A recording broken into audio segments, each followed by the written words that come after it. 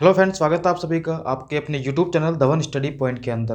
दोस्तों, जैसा कि आप सभी को पता है, आज आपका एसएससी सीएचएसएल 2019 का जो डेस्क्रिप्टिव था वो आपका हो गया है और आई होप आपका पेपर जो है बहुत अच्छा गया होगा।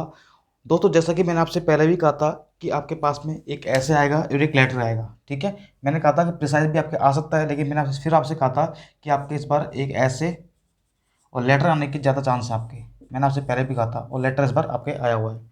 ठीक है, तो आपका जो ऐसे था वो तो क्या था आपका, अभिव्यक्ति की आज़ादी,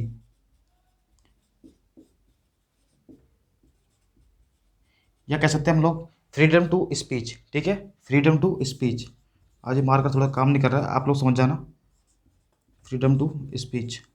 ठीक है, और लेटर जो था आपका वो था जनजाति की जो समस्या है। ठीक है, उसको एक आधारिक अधिकारी है उनको पत्र लिखना था, जिसमें आपको पूरा एड्रेस उन्होंने दिया हुआ था, नाम भी आपको दिया हुआ था। तो आपको क्या करना था, मैंने आपसे कहा था जब भी आपको लेटर के अंदर आपको लेटर में एड्रेस दिया हो तो आपको लेटर में एड्रेस ही दिया हो लिखना है। आपको जो आपको एड्रेस दिया हुआ है वही आपको एड्रेस लिखना है। मुझे पूरा तो याद नहीं है। ठीक है, तो जैसे मेरे स्टूडेंट का मैसेज आया तो मैंने बताया उनको, पूछा उनसे, तो उसमें कुछ ऐसा आया था कि आपके कुछ प्लॉट नंबर लिखा हुआ था 61, ऐसे प्लॉट नंबर मान लीजिए 627 आपका। ठीक है, उसके बाद में क्या था आपका, कुछ देवनगर ऐसा कुछ था शायद, देवनगर था, और गली नंबर भी था आपका, गली नंबर कुछ ऐसा था आपका, 2 3 जो भी आपका। ठीक है, उसके बाद में क्या लिखना था आपको, जैसे मान लीजिए अगर दिल्ली है तो दिल्ली लिखना था आपको। ठीक है, दिल्ली लिखने के बाद में आपको साथ में पिन कोड भी आपको लिखना था, क्योंकि उसमें साफ आपको दिया हुआ था। तो आप लोग जो है पिन कोड को चाहे तो यहाँ लिख सकते हो, चाहे आप लोग अलग से भी यहाँ पर लिख सकते हो। ठीक है, जो भी आपको पिन कोड दिया होता है उसको आप लोग यहाँ लिख सकते हो, या फिर आप यहाँ लिख सकते हो, उसमें कोई दिक्कत नहीं है। उसके बाद में आपको डेट लिखनी थी आज की। ठीक है, उसके बाद में आपको जो रिसीवर्स एड्रेस था वो आपको लिखना था। ये तो सेंडर्स एड्रेस हो गया आपका। आपको रिसीवर्स एड्रेस भी आपको दिया हुआ था, किसको लिखना था आपको। ठीक है, आपको सीनियर अधिकारी ऐसा कुछ था उसके अंदर, मुझे याद नहीं है ढंग से। ठीक है, जो भी आपको दिया हुआ था वो आपको लिखना था। तो बिल्कुल एक आसान सा आपका टॉपिक आया था ऐसे लेटर के अंदर। तो लेटर में सब कुछ आपको दिया हुआ था, बस आपको लिखने का आपका जो फॉर्मेट है वो सही होना चाहिए, आपके नंबर डेफिनेटली अच्छे आ जाएंगे। ठीक है, अगर हम बात करते हैं ऐसे की, तो देखिए दोस्तों, मैंने आपको जब मैं आज से करवा रहा था तो मैंने आपसे सीधे सीधे बात बोली थी कि मैं आपको चाहे कितने भी ऐसे करवा दूँ।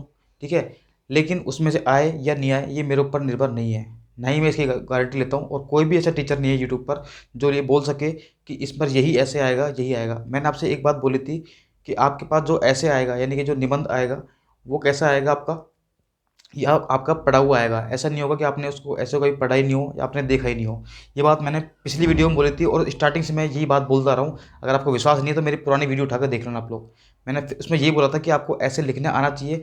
एसएससी के अंदर आपसे वो ये चेक नहीं करते कि आपको नॉलेज कितनी है, आपकी क्या है आपके पास में इतना कंटेंट वगैरह।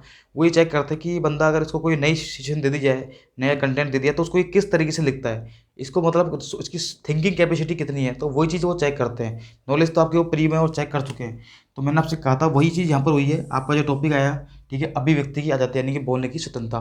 तो एक आसान टॉपिक था, लेकिन बस आपको लिखना, उसको समेटना कैसे आना आपको आना चाहिए था, उसमें कैसे आपने आर्टिकल जो है उसमें यूज करने, संविधान का। ठीक है, संविधान के इसमें आर्टिकल यूज करके मीडिया का रोल इसमें बताना था आपको।